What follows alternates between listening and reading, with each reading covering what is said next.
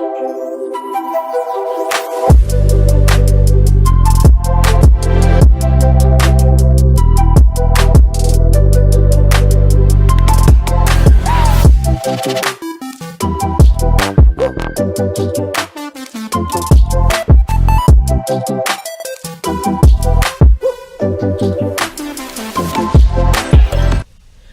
back to UPress Play, a sports show produced by FEU Student Media. I'm Megan, and with me is Maddox and Morgan, and we are live streaming on OwlTV's YouTube, as well as the UPress Sports Instagram. It's a little bit bittersweet right today because it's going to be our last show, and my last show ever. You guys, they'll be taking it over next year, but I'm graduating May 1st, so it's kind of like weird that that's right. Yeah, first I get some applause for that. Congratulations. Yeah, I mean, not to like flex, but I am graduating a year early, so it's like I'm really proud of myself for that, but it's also like, why am I 20 and graduating college? Yeah. It's a little bit crazy.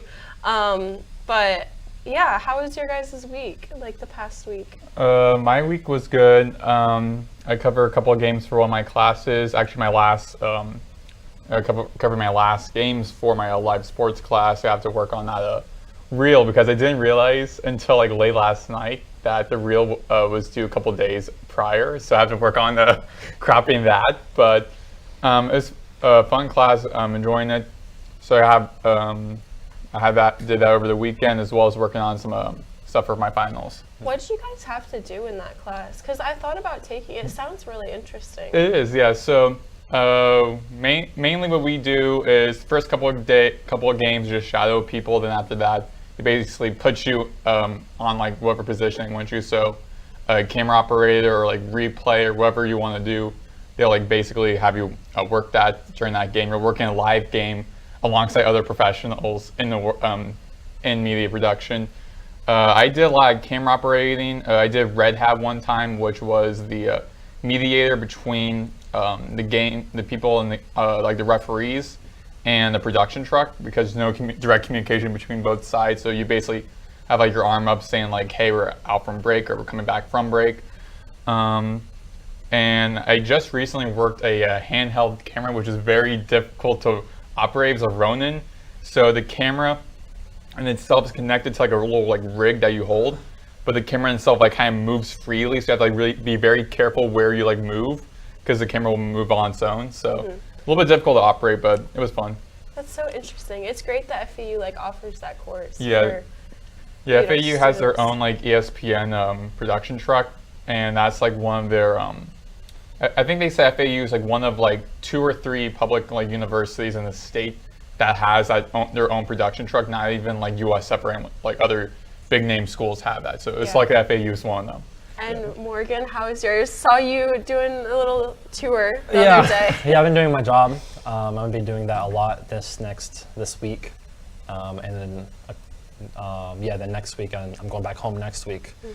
Just getting ready for the end of school, last few exams, things like that. Yeah.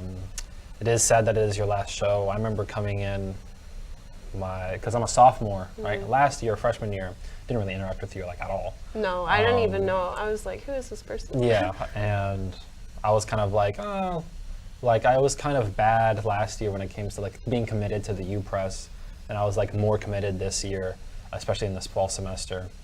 And I remember like you helping me out all the time with the some of my articles, the FAU football history. The print. Yeah, the print edition. I think that was the worst thing. Yeah. So thank you for being the sports editor, and I'm glad that we were also co-hosts on the show. It's definitely been fun working with you guys, and like when I got to come onto the show, because Maddox, you've been doing the show for how long now? I want to say about 2 years, because when I first started, it was like right when I got the sports editor job, and over the summer myself, Cameron, and then like one of the previous sports editors, Richard, did like a whole Zoom thing. And then once we came back for the fall, I was like, let's do it like at the radio station instead of doing this over Zoom, because I previously did it all over Zoom, but like the audio and like the video over Zoom is not that great. So we moved it to radio, and then eventually moved it to TV. But yeah, I've been doing it for about 2 years now. Yeah, so it was fun coming on like last semester. and getting to be like a permanent part of it. Because you guys had me back when we were in radio as like a special guest with the Lions. Talking about that playoff run, that season. Talking about their playoff run back 2 years ago now, which is like crazy to say.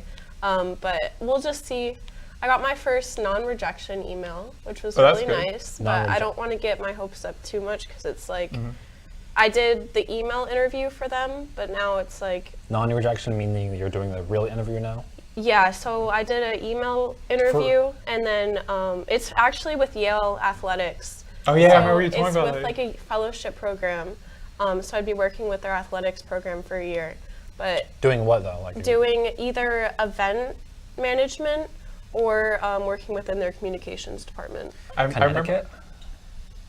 But it's Yale. I mean, that is Imagine true. being like, but Connecticut. yeah, wow, I work. that's a Well, very big shift. I remember you told me that news about you going to Yale, and I thought you said like you're going to take that job in Yale athletics, but initially you said like I'm going to Yale. I was like, you're going to like the Yale Law or something. Like that's impressive. I mean, I know we have a couple people from like the UPress who are now going to a Columbia Journalism School, so I thought you were like going to like Yale journalism or whatever. I'm like, wow, that's impressive. Yeah, congrats to Lori and Sage. They both got into Columbia's graduate journalism program, so that's a huge accomplishment. I wish them the best. Lori's actually my roommate, so I hope she does well with that. But we can go ahead get into our spiel now. So within FAU men's basketball, we do actually have a couple of updates within the transfers that they've brought in. So far, we've just been talking about who's left the program, but they actually have 3 different players now that have officially committed to FAU. Maxon Logue is committed from Oregon State. Isaiah Elohim, I believe. Elohim, he's committed. He's from USC. And then a 4-star freshman, Josiah Parker, is also committed to FAU. So I'm guessing Maddox wrote this, but what are you guys thinking about this new roster that we've kind of seen circulate? So it was funny because when I initially heard that they got Elohim, I thought like, wow, they got him, they got Logue, and this 4-star recruit, like that's like very impressive in itself. And then I kind of went on this like crazy, like in a way, like saddened rant on Twitter, being like, it's great, but you know, like the next like year, next offseason, they're all going to be gone, basically. That's sad reality. And so everyone was like, bro, chill. But I mean, it's like true reality, but think about this upcoming season. I feel like FAU's in a good place. I mean, Memphis, they lost PJ Haggerty, arguably the best player in the transfer portal right now. Dane Danger, another great defensive player and a great player under the post. He also just entered the transfer portal. So a lot of guys for Memphis, for the reigning conference champs, they have left. So there's a little bit of room for FAU to now like capitalize in this conference. And I feel like Jake has got some good pieces, especially now like for Logue from a French transfer who came to Oregon State. We already saw what he did. He and the staff did with Matas Bokatitis, and them having already a deep roster in of itself that are from overseas. So I feel like Jake just won't be too out of his comfort zone trying to develop Logue, especially even though he averaged 2.9 points per game in 21 appearances for Oregon State last year. During the college basketball crown, which is a new offseason tournament in college basketball, he had career high 18 points against UCF. So he has had those moments, and him just coming off a career high game, now going to a new program for FAU, possibly getting definitely get some like more minutes, some more playing time, playing at a more competitive level. I feel like there's a lot of upside. Elohim, he also haven't had that much like anything exciting during his freshman year. 2.1 points per game. He was a freshman, coming as a junior, coming as a sophomore. Getting to Boca Raton, I mean, he was from California, so now heading to Florida. Not going to be too much of a drastic change, but I also kind of expect him to have some more playing time coming in. Yeah, I definitely think that them getting Maxim is really important since Matas did leave.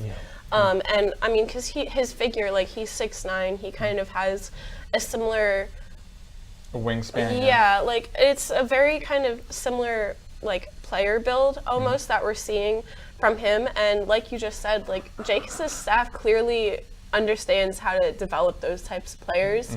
And I think it's really important too that it seems like they're going to be keeping like Baba Miller, Nico Moretti, like these key players that, yeah, they weren't the top 3 scorers, which obviously the top 3 scorers for FAU did end up leaving, but they still kept these really important, like critical aspects of their team. I know, like, especially Moretti, I feel like he just, the whole season, he brought like a sense of calmness every time that he was on the court in that guard position. So I think that we can kind of like, I don't think that they're going to have an awful season next year either. Yeah, I think so as well, especially because, I mean, with the transfer portal, I think for men's basketball closes tomorrow, so it seems like all signs are pointing to Baba Miller staying with FAU, which is good because there was a lot of upside for him when he joined FAU in the offseason because he was in the draft combine. He learned from from NBA executives and scouts to say, here's what we expect to see from players, and then he went to FAU, bringing that mentality and that knowledge in, similar to what Elijah Martin, John L. Davis did when they came back from the draft combine. So Miller gonna probably have some, of course, most of the playing time going to be a starter. Definitely gonna have some redemption because last year really wasn't his like best overall, like career-wise better, but I could definitely imagine when to pump some more footage, some more impressive games next season. And of course, again, guys like someone like Josiah Parker. I mean, he's a 4-star recruit out of Combine Academy at Charlotte, North Carolina. So that's also a pretty great player. They just brought in a 4-star guy. So also kind of imagining him having some playing time. And then like Liam Dacko Green, again, hearing a lot of upside from him when JD and Cameron were at that. I forgot what the name of it was. Like it was the Paradise Madness. Yeah, Paradise Madness. Yeah. With that little like exhibition game between both teams. Both sides of FAU, they divided the team like in half. They said Dacko Green looked very solid. And like Windfelder played a little bit during the season early on, same with Kochanis. So there's a lot of guys on our roster that haven't had any playing time yet, but of course FAU brought them because they know what they can offer, well, and so they have opportunities, especially with a lot of the guys returning for FAU and staying. A lot of them are freshmen and sophomores, so keeping that team there. Devin Vanderpool. He also had a lot of playing time last season and had a good season off the bench. So keeping on those guys in rotation, know the roster well, and then bringing these new guys like Josiah Parker, like Isaiah Elohim, like Maxime Logue, bringing in those guys to also be part of that starting lineup really brings me a little bit upside for this Owls roster coming up next season, particularly because now Memphis, as of now, looks like they're kind of crumbling right now because a lot of their top players have left for the portal. So it seems like it's wide open right now for the AAC, and I feel like FAU will definitely have to capitalize on it, particularly when they get their non-conference schedule. Yeah, I mean, no, go ahead. Yeah, there's definitely it's very great because most of the roster didn't leave, right? About half did, but like most of them who did are either graduating or were like the starters. The people who didn't play that much, right? Like you mentioned before, Langfield and how do you say it back? Montez Kochanis. Kochanis, thank you. Those guys, even though they didn't play, they've been developing in the background over the course of last season and both of the last offseason and now this offseason. They're still developing. So they're going to have a better chance to break out these next couple of years, right? The transfers, it seems really nice because it kind of seems like a Caleb Glenn move again. I mentioned that a couple of shows ago where like Elohim would be like a Caleb Glenn move because he's a freshman on a Power 4 big-time program like USC, and then gets plucked by FAU because he's not going to get a lot of playing time there, right? And they did that with 2 people, in Maxim and then Isaiah Elohim, right? So, and now with Josiah Parker is, according to 247 Sports, the highest recruit that's ever committed to FAU. Apparently, we've never had a 4-star commit to FAU, so Parker committing to FAU is like, I think that definitely shows like, the impact of the runs that we have had in the past, the 2023 run and then the March Madness run in 2024. So that's very important. Although I definitely think that if these younger guys prove themselves this next season, that they're probably going to transfer. Yeah. I still think that FAU getting a 4-star prospect and getting pretty like big time like transfers is important and is impactful and probably like just going to be the best for FAU basketball. I do agree, especially though, like again looking at how like we of course know the realities of the transfer portal right now, and like a lot of these guys, especially like Isaiah Elohim, who didn't have great freshman years, who really didn't have like too much exciting. Didn't play too much. I mean, he did play about. He said play about 18 games. That was a lot of games he did play, but scoring 2.1 points per game. Still like a freshman, still new to college basketball. But again, 6'5" height, so I can definitely see Jacobs and his team possibly having him be like a starter. And then he has a great year and can possibly enter the portal again, going back to like a power forward school, because he, of course, everyone wants to go to the NBA draft. So there are a lot of guys on the roster that look good, that will probably play great next season, and then next off season, like they will be probably shipped off somewhere else. So of course that is a sad reality, but it also means more that now with the AAC being wide open, the reigning champs Memphis, two top guys on their team, PJ Haggerty and Dane Danger, both gone. Seems like the AAC is wide open. FAU needs to capitalize, especially on this season, because they are running off the momentum of, I believe, 4 straight years in the postseason, 2 of them being in March Madness and last year being in the NIT. So including with that mentality, like, oh, our last game was hosting our first ever playoff game against Dayton, and we lost bad at home, keeping that mentality riding. So come this next August, September, not September, around like November time when the season starts for college basketball, they have that mentality and that experience and that depth to capitalize on it. Yeah, and I think next season it's really going to be interesting because there was a lot of players that were injured.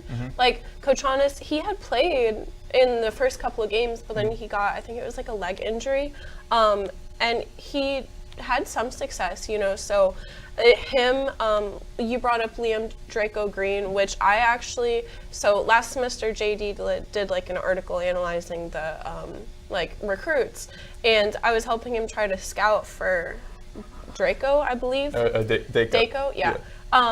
And he, like, literally, I was like, is this Steph Curry? Like, he is basically a 3-point shooter. Yeah. So I think that he's going to, like, step in there, and because there are certain players that kind of could step up from the 3-point line, like, in moments.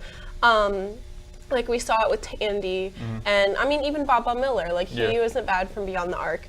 But I think that having Liam's addition is going to be so important to have that team's playing ability that Jacobs had talked about back when we interviewed him. Yeah, scoring like 100 points a game. Yeah, scoring 100 points a game, being like a 3-point shooting team, and then having these transfers that are going to be able to, you know, shoot inside the paint.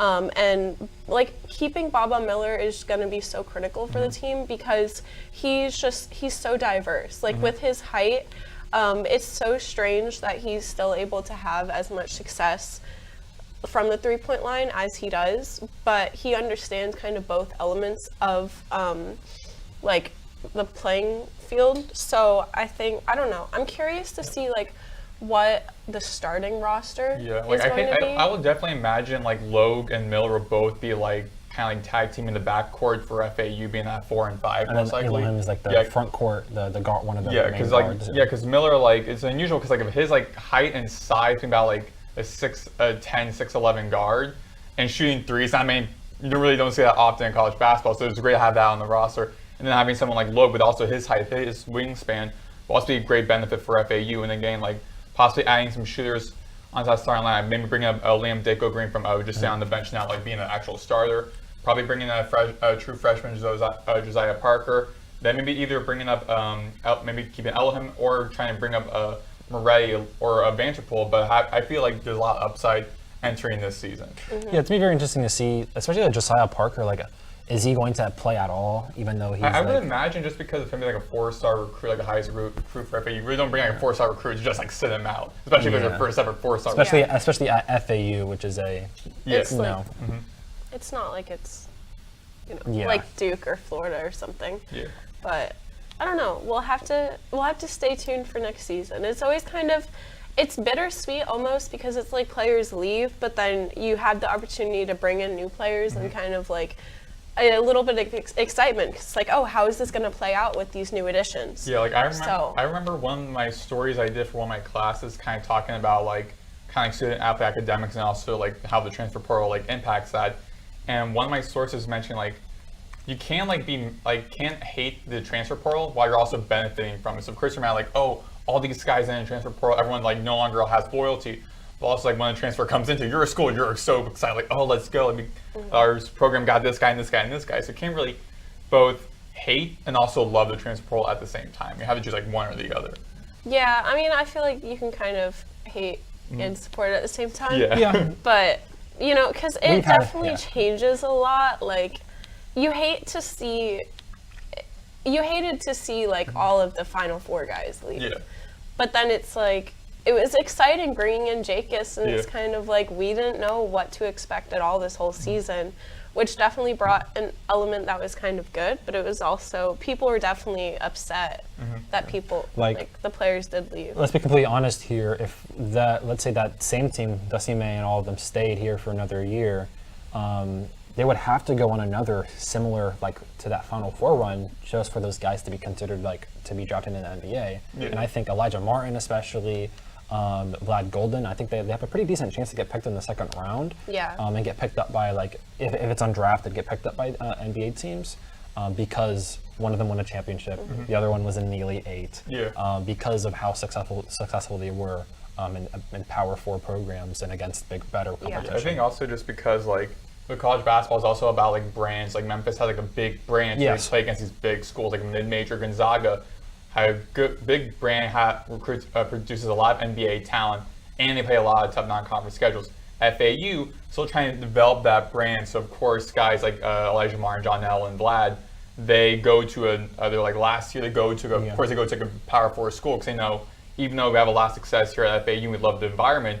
We just know if we want to get to the NBA, it's not like a big enough brand that will help us produce enough tape for us to be shown that we are NBA caliber ready. We have to go to like SEC, a Big Ten school. I will say though, Baba Miller probably has the if he does stay with us, he definitely has the best chance to be an FAU player drafted. Yeah, to the the first NBA. ever. Yeah, that like came straight from FAU to the NBA, right? Of course, we're definitely going to count Elijah Martin and Vlad Golden if they get drafted. They're gonna show a tape in that Final Four. Yeah, they're gonna show a tape. yeah, definitely, for sure. But like Baba Miller, because he's already a big name, because he's already been in like mock drafts and big boards in the past and stuff like that before.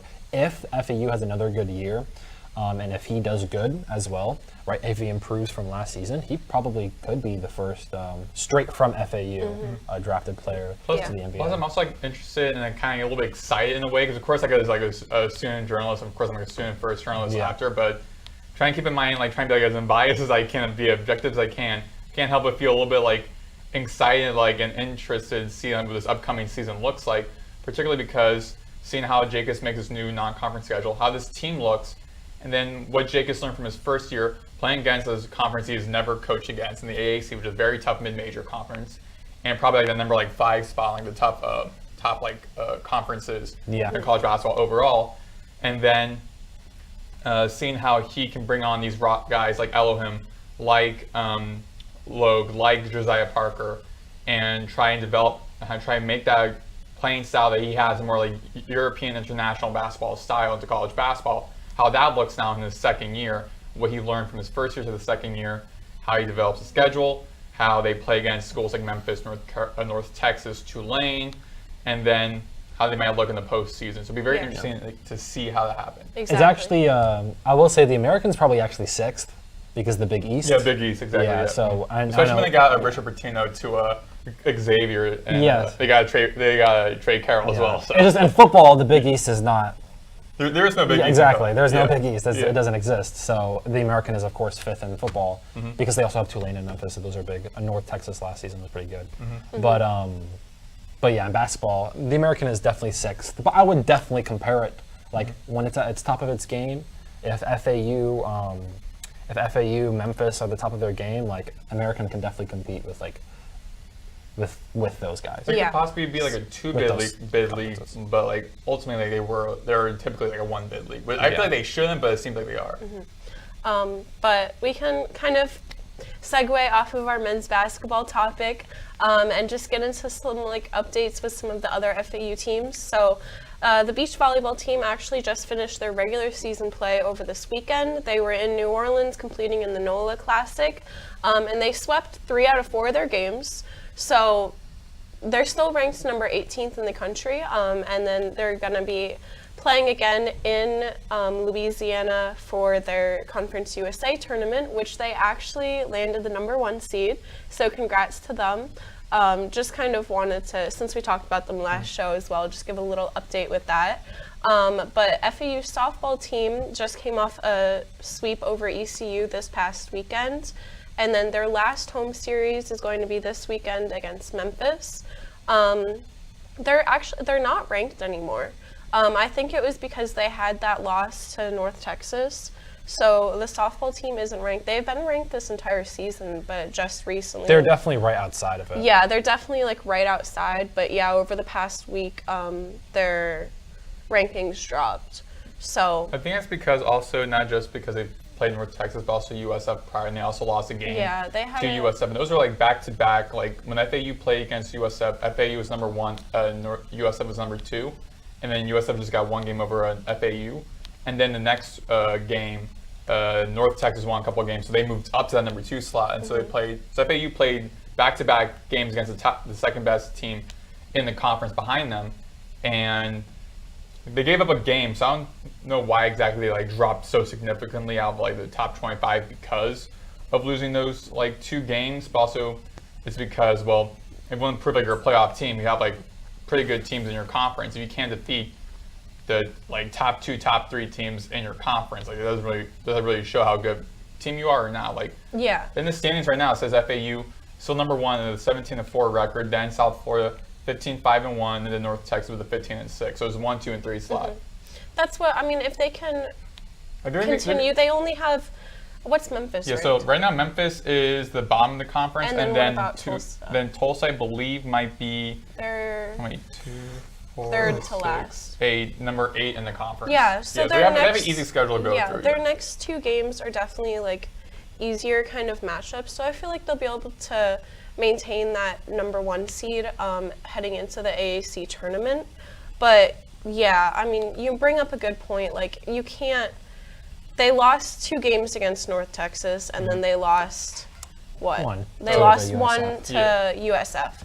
So it's like those kind of 3 losses within 2 weekends is definitely what kind of catapulted them to not being ranked anymore.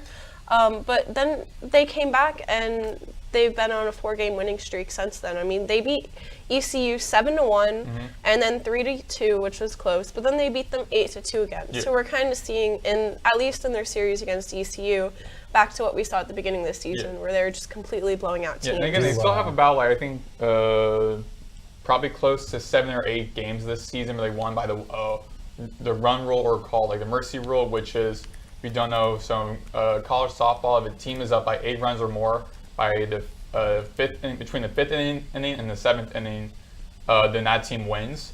So FAU won by like 8 or more runs in about 7 or so games this season. So that shows that the team can hit, and they have a great pitcher in Autumn Courtney this season. So they have a great bullpen, have a great hitting, have a great slugging roster. They got a great roster that can slug the ball. So they are good. They are good.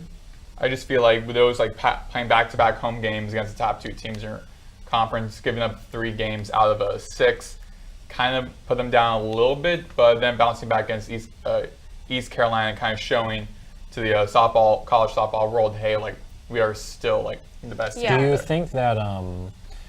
you think that even if they don't win the conference championship, do you still think that the softball team can get like an at-large bid? I feel like they could. I believe so. I mean, they play against pretty good non-conference. I mean, I don't know exactly how good like any of these other teams are, but from them being like from big programs like Minnesota, from a Big Ten school, NC State, from a another big school from the ACC. They lost one by they got shut out by Kansas, Clemson, Ole Miss. Like their first 3 games. We're also against power schools, So I mean, their non-conference looked good, and also by the way, I also feel like just by the fact that most of their games they play in, they won by the run rule, also kind of just shows like how strong this team can be. Yeah, for sure. But the FAU baseball team also just had a sweep this past weekend, so go softball and baseball right now.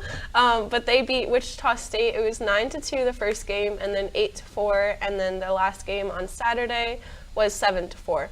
And then their next game is actually tomorrow at 6:30, and they're going to be hosting UCF, who the softball team played earlier this season and lost 0-3, but the baseball team hasn't played yet this season, so we'll have to see. I'm not going to lie, I don't really keep up with baseball that much, so I'm not sure how UCF is. Well, looking at UCF on their website right now, it says the first headline, they won their series against number 15 TCU in the Big 12. So they already took out a top 10 school. Now UCF FAU baseball rivalry is always like good, like interstate battle. They're battled like 2 hours from each other. So always that kind of like little like big, in a way like kind of like a big brother, little brother, like little like battle between two schools. They actually have a pretty even matchup over their history. So FAU's won 42 games and then they've lost 49. Yeah. The last time they met last season, actually, no, they met February 25th this season. So I was wrong, and FAU won 4-3. Yes, now UCF kind of wants to have revenge a little bit. But also UCF is 22-17 this season on the 2-game win streak. So both teams are doing well offensively, coming off a pretty good win streak. But I think was also interesting to see is as I was covering that series, 2 games for my class and 1 game for radio. The first game, I think it was like their first game not their first game. So early in their Memphis series a couple games ago, their top guy in batting led the team in batting with a 428. Jake Dewar, who is a TCU transfer, he got injured with the ankle, is now out for the season, so you already lost your best batter. And then during that sweep on that second game, after hitting a second grand slam in that series, first grand slam was from Nick Romano in the first inning against Wichita State in that first game. The second game, Patrick Ward also hit a grand slam to get them complete that comeback late in that game around like the 7th inning to have a total of 6 runs to 1 in the 7th inning. And during the celebration, Ward jumped, like celebrated the team, and then when he landed, he did something with his leg where like bent a little bit, and then he turns out he tore his ACL. So now you lost your 2 top guys offensively. So it'll be interesting to see how FAU is going to make that up during this upcoming game and then throughout the rest of the season, including the postseason. But I feel like honestly they have a good depth. But I feel like something to kind of look out for is your 2 top guys are out for the season. So now how are you going to make that up? That's going to be tough. Yeah.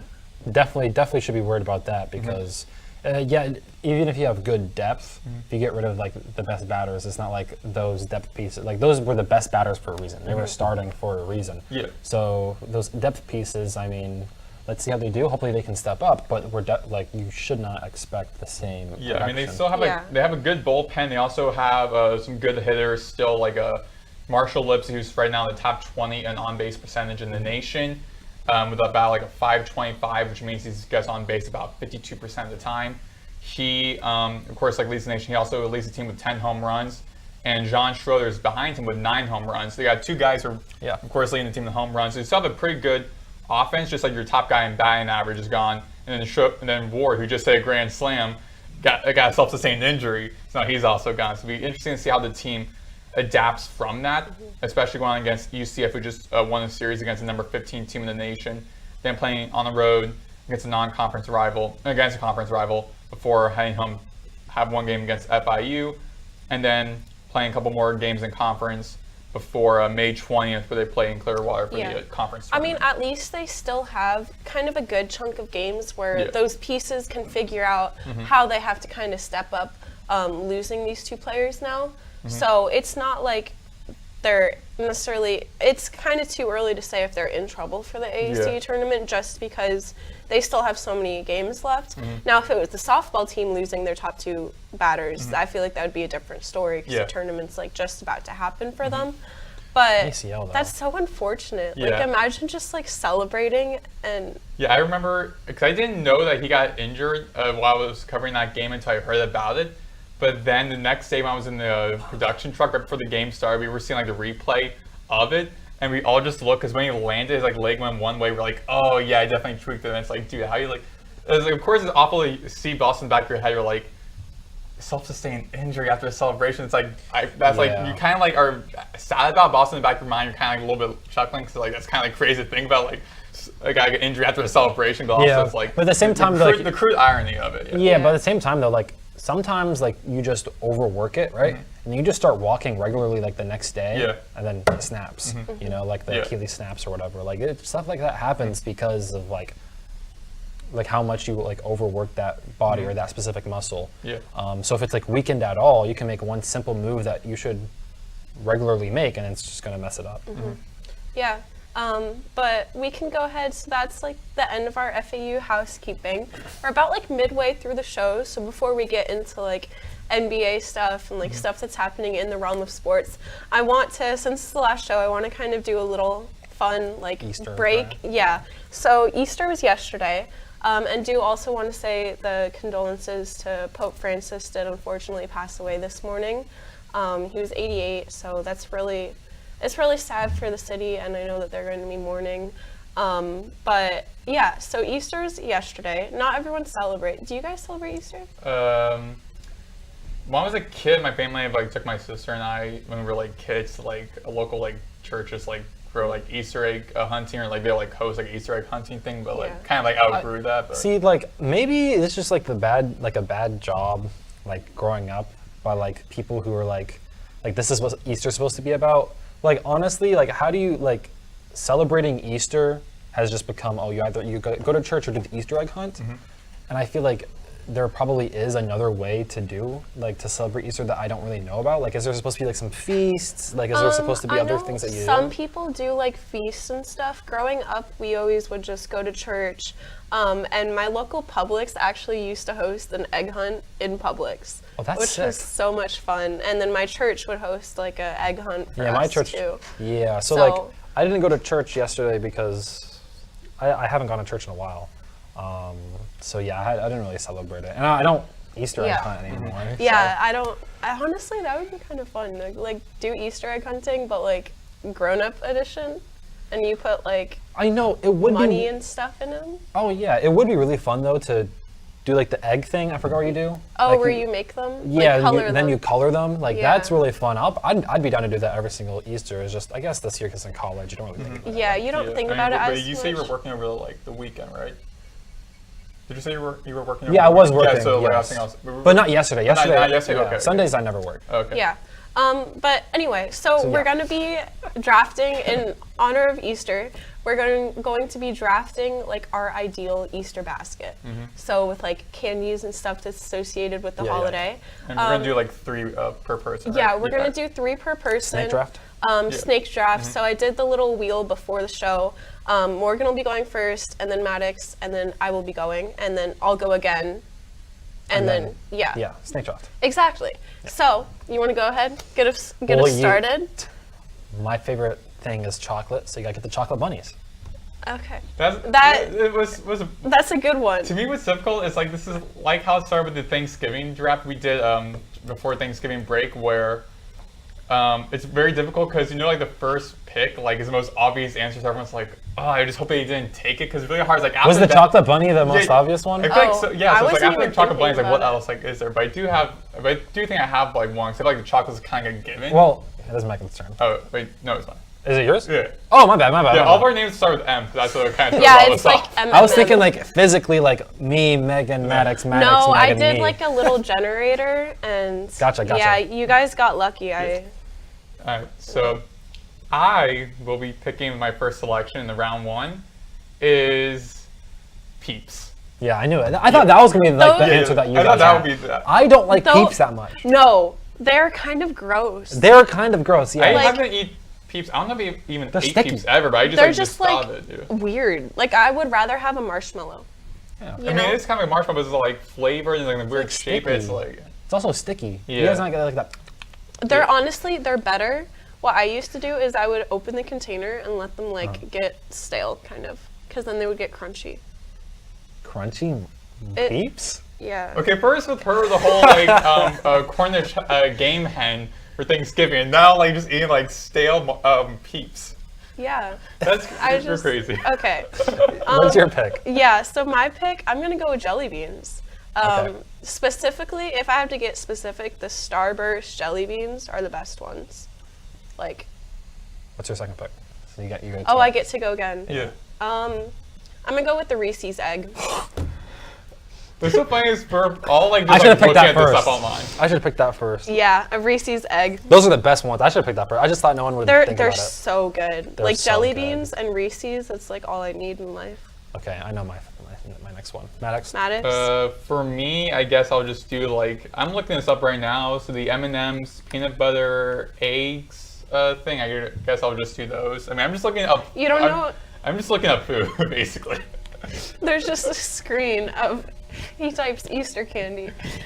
Everything's in an egg shape. It's like egg, Sour Patch Kids, a whole bunch. So what are you doing? The M&M's peanut butter eggs. Okay. It sounds good. Yeah, thank you, Google. So my backup to the Reese's, which is the sleeper pick. That's actually the best one. I just thought no one would say it. Is the Cadbury I was thinking cream about eggs. Yeah, I was thinking about that. Cadbury. Those are next for Are sure. those good? Those I love Cadbury. Like anything Cadbury. I've never had one. These are great. And now I'm kind of struggling with the time coming down. I don't know what other Easter candy I want. I think it's weird just because like it's typically like for Easter it's like normal candy is just in like with Easter themed versus like for like Thanksgiving where it's like you have like all these like different variations of like Yeah. different varieties of food. Because like on Halloween you can just pick up candy. Yeah, exactly. Yeah. Yeah. And for But- this, it's kind of like typical candy, just like in different shapes. Or, like, Besides, different yeah, names, I mean, Peeps are kind of like. I don't know what like a traditional Yeah, I don't know what else Easter would dinner be looks like. my pick. You know what? I know what I'm picking. Hold on. If you guys steal it, I don't know. You know what I always got every Easter was, and I don't know if this is like a church thing because of like, is like those gold coins. Oh, this whole like yeah, Yeah, those the chocolate gold- coins. Yeah. my church gave us that too. I get on Easter, right? Mm-hmm. I'll take those gold coins. the gold coins. All right, Maddox. I also looked this up. So I'll do the Kit Kat milk chocolate wafers snack ice bunnies. I was looking up like candy, and the first thing pops up is like a Kit Kat, like little like Kit Kat bar, but in the shape of like a Easter bunny. So I never knew those exist. I should have bought some of those over the weekend. Okay. But yeah, I'm just gonna do those. So Okay, I'm going with robin eggs. So what are robin eggs? Yeah, I've never had those. they're just like chocolate eggs with like a shell. They're like Whoppers, but in like an Ew. egg shape. Oh, I don't like Whoppers. Whopper. Yeah, What? Whoppers are fire. Whoppers are fire. Yeah. That's what No. I get my dad for his doesn't work. birthday, just like a carton of them. I feel like it doesn't work for me. Like you get into the chocolate and then there's like this. Like a giant like crunch thing in like the middle. Yeah, I don't like that. It's like Okay. I think it's like the best candy for. That's At least just I'll always like get those when I like watch a movie. I'll like or the movie theater. I'll, like just get like Whoppers. lately, my favorite candy is like either has peanut butter in it, and I freeze that. Oh, I freeze it Yeah. up. I put I put all my Reese's in the freezer. Really? Yes. Oh Isn't my it like too goodness. hard to chew? Wait, you don't put like it like in like the fridge or something? So when No, it's, like, no, cold, no, you can still no, like no. actually eat it? freezer? I want that peanut butter solid. Yeah, but it's gonna be ice. And then no, not forever. You put it in for like an hour, and it'll Oh, be good. wow. I thought you meant like just like I thought have you this meant, whole, like, I thought you had a whole like permanently. box like Reese's. No, I don't stocked put up it in there for like freezer. months, and I'm just like, oh yeah, I can't wait to get my. That's what I'm picturing. like- That dentist bill No. better be hot. That's gonna be high. I actually take care of my teeth decently well. That's good. I brush my teeth every day, flossing. Same. That's good. And I used to be horrible with flossing, but now Yeah. I've gone into it. Like it's like a Yeah. ritual now every day. Yeah. Well, I guess I can put out a thing on our Twitter, and y'all I can should have pick. won. Y'all can pick Yeah, who is the I best think for one. this time I probably Personally, have not won. I think Maddox. No. Yeah, I was great You're- for the Thanksgiving drop and then like butcher this. It's because there's not a lot of It's Easter stuff. Yeah, because I was saying like for Easter, I like think it's I won. because like for me it's like for Easter it's like normal candies they just like having like a theme like Easter having the shape Yeah. of like a like as like a rabbit or something. But versus like for like Thanksgiving it's like oh you got like mashed potatoes, you got yams, you got turkey, you got ham, you got mac and cheese, you got all these like different things. Yes. Versus like with Well- Easter. I wish it's, I like, did the Thanksgiving with you. yeah. To counter argue that, all of Thanksgiving food is something you can eat on a daily basis. Yeah, but it's like all like different things Well- associated with it versus like with this. It's Like- like Kind of. Kind of. Like I the mean, if only you- time you eat turkey is on a sandwich. Some people might just like make. Like the only times I've ever eaten turkey Yeah. is in a sandwich, or I get turkey leg from the Renaissance Fair. Oh, okay. And then like those Renaissance Fair turkey legs Oh, are really fire. it's Those so are You so don't good. eat like Those and their ground. pickles are I great. eat ground turkey. no. What? Ground turkey? Yeah, I use it for my tacos. I saw this one video of this guy who would like do like he loved to like dress up. He dressed up as Santa Claus like every single day because he loved like the holidays. Like and he would like every day make like a whole like giant turkey every day. I'm like, bro, you're spending like hours every single day doing that. How often are you making like giant turkeys like that? Mashed potatoes and gravy. Stuffing. Yeah. Sweet potato casserole. Yeah. There's a lot of foods I associate true. with. There's you don't certain- make the and then like baked mac and cheese. Things, baked mac and cheese. Like you can make that anytime, yes, Yeah. but they're like also it's like a luxury. It's like something that it requires more time. And like most people, I don't think are just gonna like randomly eat a pumpkin pie. To me, you know, this is so weird. Yes. This is so weird because Pumpkin pie. it's kind of gross. to me, No, it's it's gross, but it's like a Thanksgiving. Yeah, it is. to me it's so weird because before we started this show, we had donuts thanks to Mitch, and then Megan brought in cookies that she made. Now we're talking about Easter and Thanksgiving foods. This whole episode's just been brought to you by like Food Network basically. Well, yeah, we were talking about the Food Network before that. Oh yeah. Okay, We've hold gotten on. really. I got a hot take real quick. Jelly beans, they're not that good. Yeah, they're not. I don't like jelly beans. That's why I think you lost. Not lost, but that's why I think mine's That's better. what I'm gonna write in I feel here. like for The Morgan- Starburst jelly beans. No, I was gonna say I feel like for Morgan, his was more like associated I got very well with like yes, Easter. Like, Yeah. yes. I got because the like everyone Easter was gone stuff. for the chocolate bunny for the first one. I just went Peeps. That was like this. When I looked at Peeps the is, Easter like, egg food, like the iconic. majority of the stuff I saw was like that. The chocolate bunny is very Easter themed. The Cadbury egg, you can get that any time, but it has like, of course, it's an egg, so Easter, and it has like the stuff inside. Yeah. You can get the caramel, you can get like the gold peanut butter, coins and you the could gold kind of coins get. is like a church thing. Yeah, which is so obviously very Mitch, associated. Mitch, with. who do you think won this Yeah. round? Wait. Yes. He said Morgan. Wait, Kim operator. Who do you think won? Oh Yeah. yeah, there we Alright, go. I Okay, who's second place? Megan. Yeah, I knew it. Me? You- He's saying Maddox. Oh, it's Wow. because that Kit Kat bar. Is it 'cause the like- Kit Kat bar? Yes, I knew it. But he had to Google his. Yeah, exactly. That's why I feel like I lost because all mine were not associated with Easter. it's Yours legal. was associated with Easter, dude. But you got to get your Easter knowledge. Although up, I man. will say, man, those Reese's eggs, any festive Reese's is amazing. It's top so good. tier for no reason. Put them in the freezer for an hour. Trust me. Trust me. That's what Morgan got. Oh, when you get, he's saying there's also the solid chocolate bunnies, but like when you get a bunny, yes, those and are then really- you that's bite what Yeah, I the like. into hollow it ones are and weird it's though. hollow. Yeah, the hollow ones are weird. 'cause, I like the hollow ones. Oh, I should have Am I- drafted.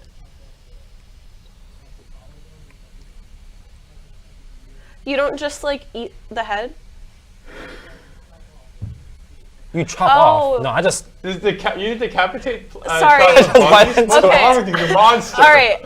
Okay, we can go ahead. We're getting really off topic, and you guys don't even know what Mitch is telling me, but he's we're so saying sorry, he Instagram. chops it up into pieces and like That's Like you're actually making- like Dexter behavior. cooking That's up- Dexter. Dexter. Dexter. Yeah, like that like Netflix series that like. Yeah, I like that. Yeah, so yeah. much, I've never seen, it, but I just know the character, so I'm like, that's I don't like, know. There's something satisfying about like a hollow bunny, like biting into it, and there's like nothing in there. No, it's so frustrating when you think you're gonna bite into something solid, Exactly, and then yeah. you bite in, you're just like, But like I feel like with most bunnies, I expect it to be hollow, and if it's not hollow, it's like a bonus. yeah. My mom was good this year. She got me a solid bunny. Just imagine what people on Instagram Live are like responding right now. They're all like, "This is the most outrageous episode ever." This is like this is like a little taste for y'all for next semester. Like this is like what like UPress play is. We just got our most outrageous takes. You're just gonna We'll just turn this into a food show. Like, yeah, Yeah. next semester I'm expecting to just turn it on and be like, wow, I'm hungry. Yeah. When When do the, you, So- next season, I'm just gonna be like, yelling at like Morgan from across the table, like I did with the camera, and like Yeah. old things never change. What? Oh my gosh. No, that would be disgusting. He said mukbang episodes. I Bring it, No. I don't we're like gonna talk about Easter mukbangs. Bunny. I hate listening to people chew. It's like one of my ticks. you don't like ASMR? No. Me neither. I don't My like ASMR friend much used to either. torture me and make me listen to pickle ASMR. What? Okay. All right. In case you missed anyway, it. and yeah, we're gonna go ahead and get into our in case you missed it segment. We got 10 more minutes, so yeah, So- we can do some of the updates with this. Yeah. I actually saw. I'm sorry.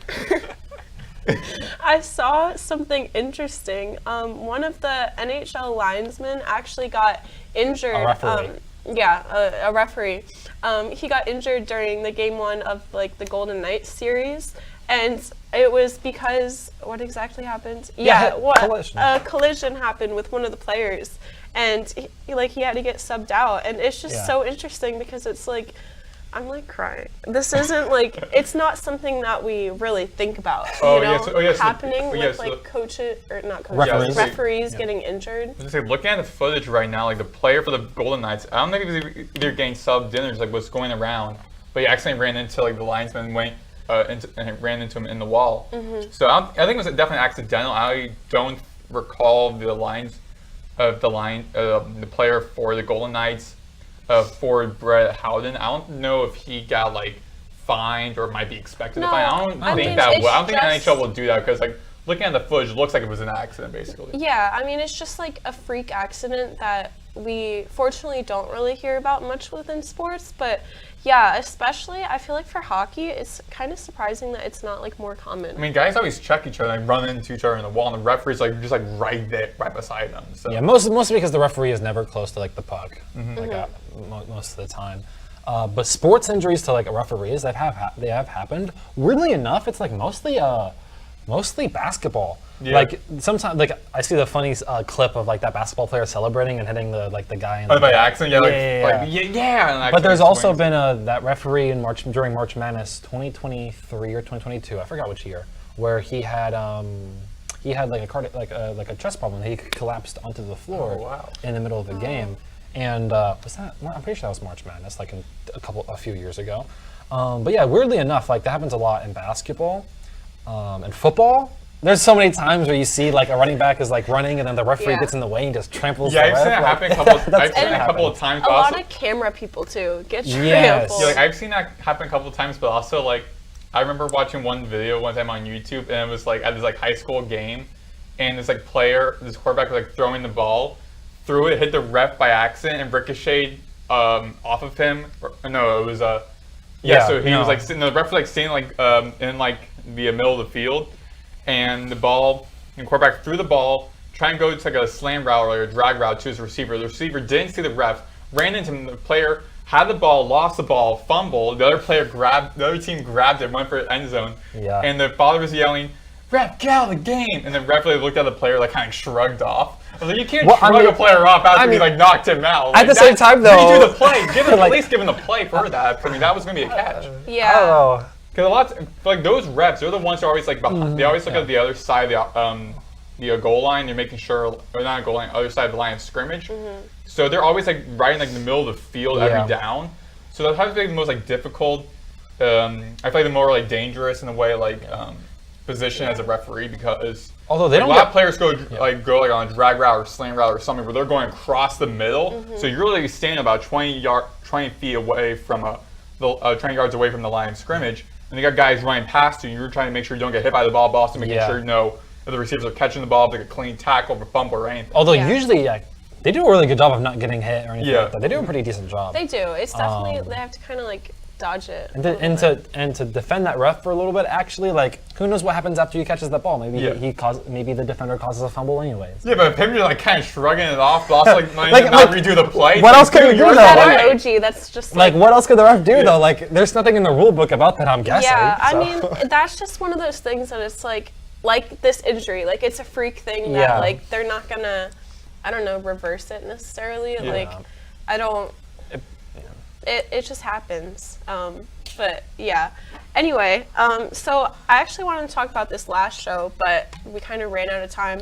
So Rory McIlroy, he actually McIlroy. Yeah.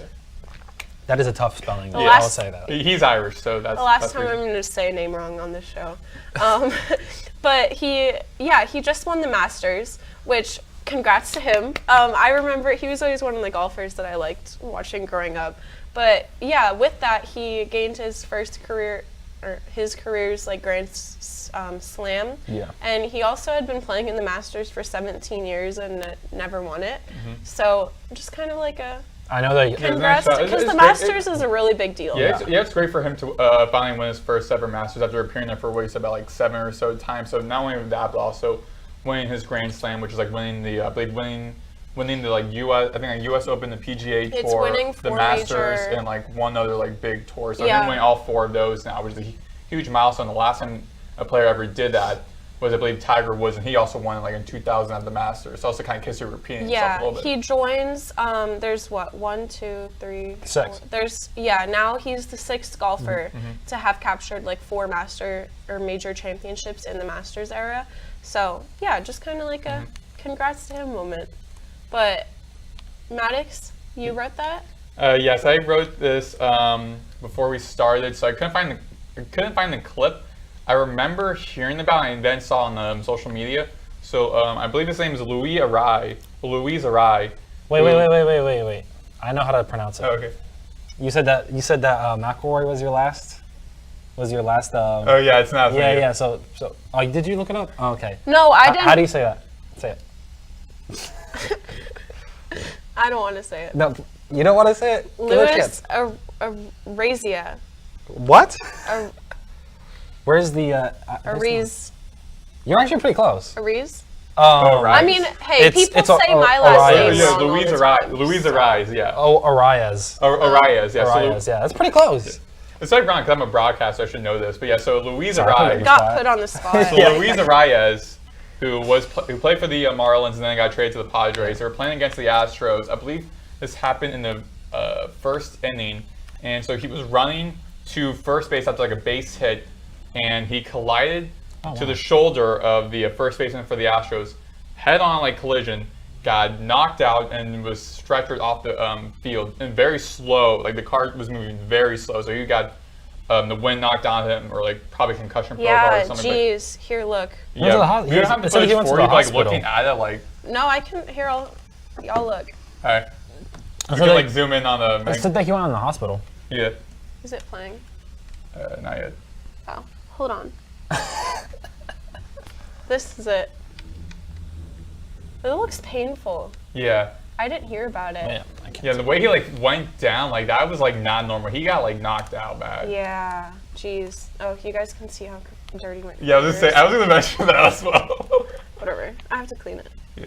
I Yeah, didn't as you can hear tell, about like that was like a pretty serious injury. Now it happened like early in the game, so when they stretched him out, like the card was not moving. Like the card was moving very, very slow. Like typically they'll like once the Yeah. player gets on the stretcher, like they move him off they move him off quickly. This one they were going like 2 miles like an hour or something. They were going like extremely slow we just to get him think- off the field. What? It's a concussion, maybe? Most definitely concussion. I mean- He also got like knocked out pretty bad. So, I mean, definitely might be silent for the next like couple of games. I won't be surprised for that. But that was also like something that like like in case you missed it, of Yeah. a great player like Luis Arias, and him getting injured during the Padres and Astros game. That's really unfortunate.